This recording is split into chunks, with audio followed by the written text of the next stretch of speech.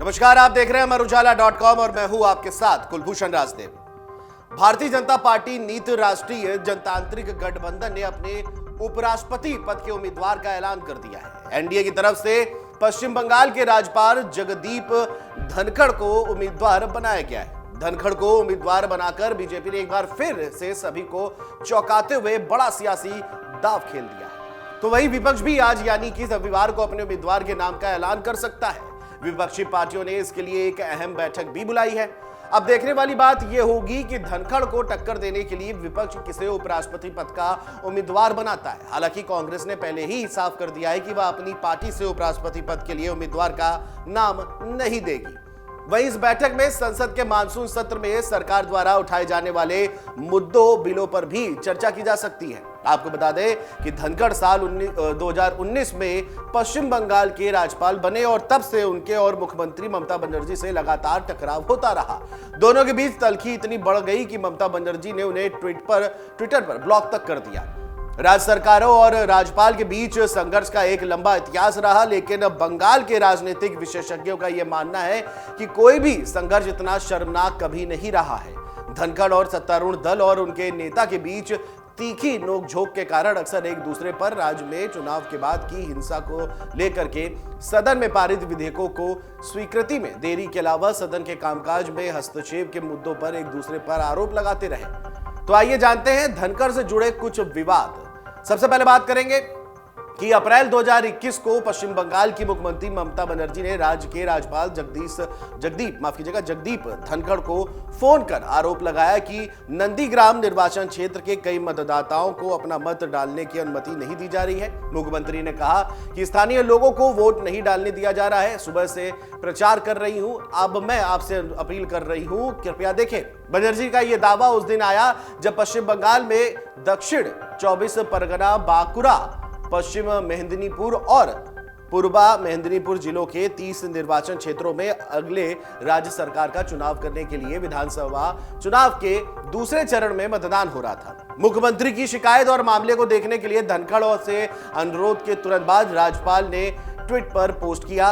कुछ समय पहले ममता बनर्जी का फोन पर चिन्हित किए गए मुद्दों के संबंध में अवगत करा दिया गया है।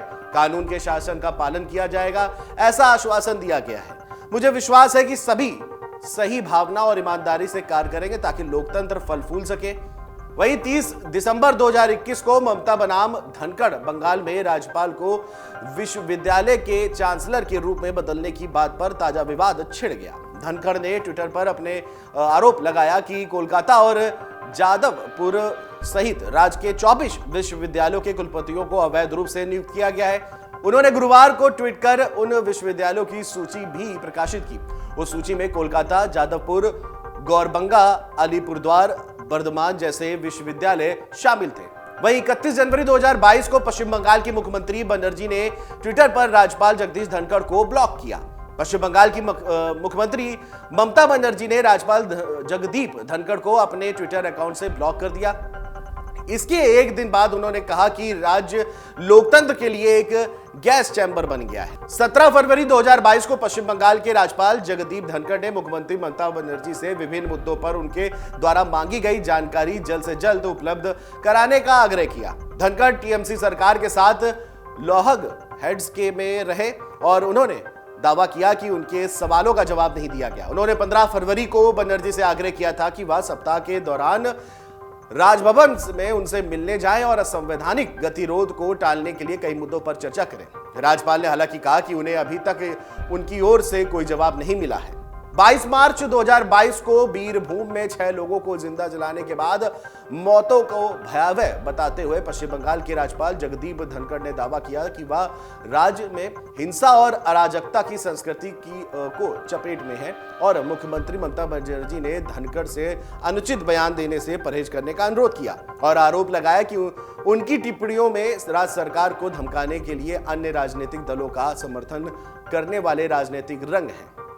इसके अलावा 30 जून 2022 को पश्चिम बंगाल के राज्यपाल जगदीप धनखड़ ने मुख्यमंत्री ममता बनर्जी से अपनी कथित टिप्पणी को वापस लेने के लिए कहा, जिसमें कहा गया था कि तृणमूल कांग्रेस 21 जुलाई को बीजेपी के खिलाफ जिहाद का दिन मनाएगी। बनर्जी को लिखे पत्र में धनखड़ ने दावा किया कि इस तरह के सत्तावादी और अलोकतांत्रिक बयान लोकतंत्र और कानून के शासन की मौत की घंटी लाएंगे।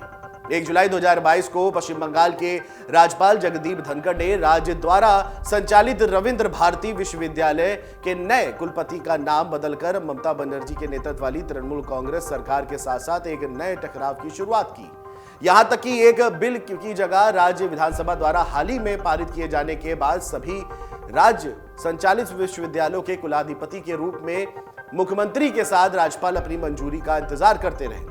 ट्वीट करते हुए राज्यपाल ने घोषणा की थी कि उन्होंने आरबीयू के नृत्य विभाग में प्रोफेसर महुआ मुखर्जी को अपना अगला वीसी नियुक्त किया है। पश्चिम बंगाल के राज्यपाल जगदीप धनखड़ ने कुलाधिपति के रूप में ही डॉक्टर महुआ मुखर्जी प्रोफेसर नृत्य विभाग रविंद्र भारती विश्वविद्यालय को रविंद्र भारती अधिनियम 1981 की धारा 9A(b) के तहत कुलपति नियुक्त किया है।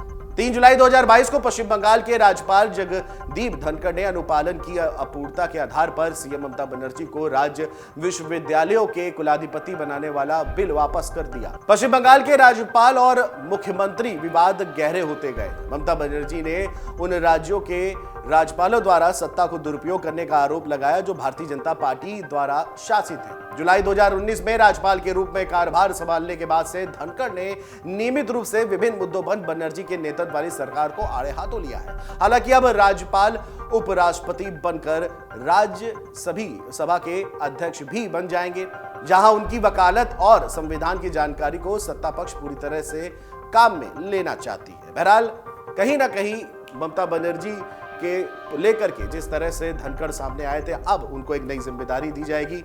देखने वाली बात यह होगी कि विपक्ष धनखड़ के विरोध में कौन सा उम्मीदवार उतारता है। फिलहाल अभी के लिए इतना ही। देखते रहिए अमरउजाला.com। नमस्कार। डाउनलोड करें अमर उजाला ऐप और पाएं खबरें लगातार।